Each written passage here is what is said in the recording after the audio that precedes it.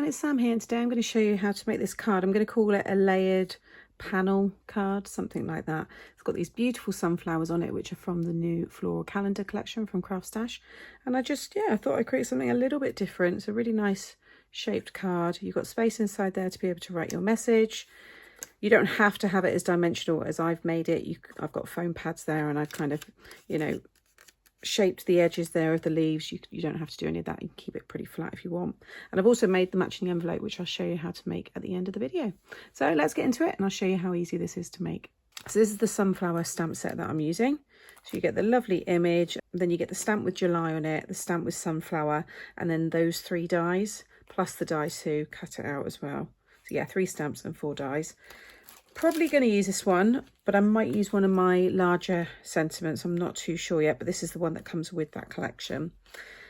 I am going to be using the brick wall embossing folder, which I've already embossed, and then I'm using these nesting dies because they're really tight nesting dies. They have a very, very thin border between each layer, which is what I wanted. But I can't remember what this one was called, but I know it's on the website, so I will get those all linked as always in the description box below.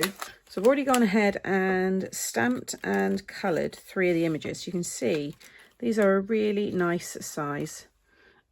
Loved colouring those, and they're easy as well. So they're the colours that I've used. So if you've got the Creative Craft Products markers, alcohol markers, they're the colours. So the mellow yellow and the marigold for the petals. And then I used milky white, rose beige and burnt sienna for the middle. And then the 2 greens there for the leaves and the stem. I might use 3, I might not, might decorate one inside. I'm not 100% sure yet. So I've got myself here a 5x7 card blank. This one's shop bought. If you don't have shop bought ones, then you want a piece of 10x5. And along the 10-inch side, you want to score it 5 inches. I've then covered the inside. Oh, that's what I should have mentioned actually, the paper pad as well. So I've used the papers from 3D Delights, and it's the gingham in that mustardy yellow brownie colour there. So I've just covered that on the back page, okay, or the back panel there.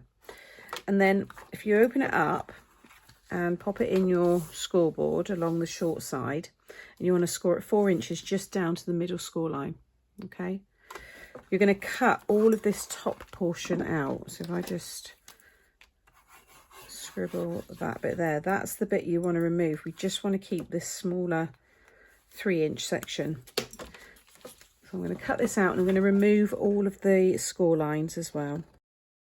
Okay, so now you'll have this piece that can open so it can still stand, but you get to see all of this background. So then I've cut these 2 and this one here. So this is going to go in the bottom like so. And I've cut that just to give myself, just so I've got a little border. You might want to cover the whole piece again like I did with that piece. But this is 2 3/4 by 4 3/4. And you can see that lovely brick effect that you get. So I'm going to stick that one on there. And then I'm going to have these 2 on here. I'll give you the size of them, and then if you've got that die set, you can pick those ones out. If not, something of similar. Doesn't even have to be the shape, could be a circle, oval, square, rectangle, it's up to you. So the biggest one is 4.5 diameter, and then 4 1/4. Okay, but I'm not going to stick those on just yet because I want to play around with the design. So I'm going to get this one stuck down next.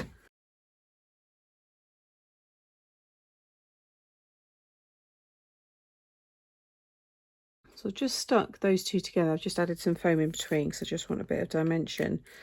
And I want to attach this one so that I've got a similar border here, here and here. So it's about 3/4 of an inch onto this piece here. So just a little glue's needed behind there. Again, I'm going to focus on the top and the side there. So that's all nice and straight. Plus I can just line it up with the brick design there as well. Now you could stamp your sentiment on here. You could stamp your, flowers, whatever it is you're doing. But I wanted to now have these lifted again on foam, and then have some twine actually tying them together, and then have the sentiment kind of sat over the top, and then maybe have some like little gems, embellishments or something. So I'm going to trim one of the leaves off. I'm not really worried about how it's going to look there because I'm going to cover that. So I'll have probably maybe those two.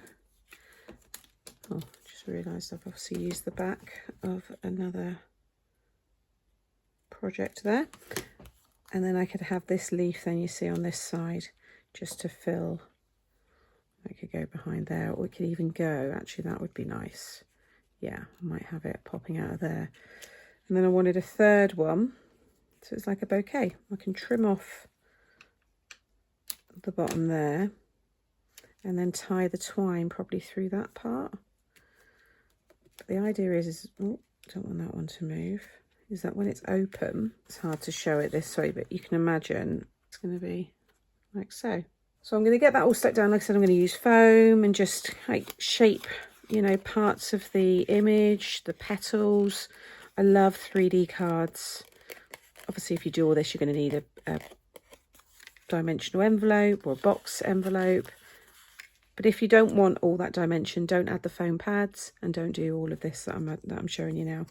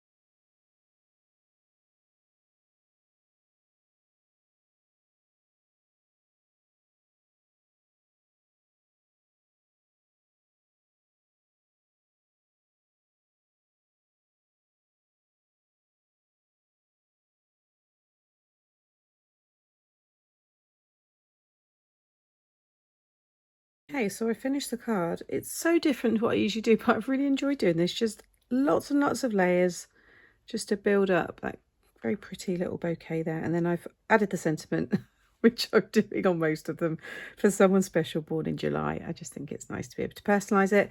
And then inside I just cut another one of these shaped dies, just so you've got somewhere to write your message. And then I'm decorating the envelope. So I found one stamp for the minute, which I'll stick down in a moment because that wax is ready. So I'm just going to pop my wax paper underneath here because I don't want to send this just yet. And just check, have I got my, need my wax seal ready? That might help. Okay, so just pour it out. I had about, I think it's 5 beads, 5 or 6 beads. Depends how big you want your wax seal to be. I like mine really full. Okay, I'm just going to leave that one now to set. I'm going to stick that one down. In fact, I could probably do all this whilst that's still cooling. Yeah, I can get all this decorated.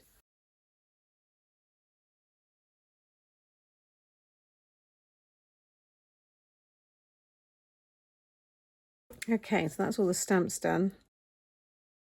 Okay, and then that all peels off.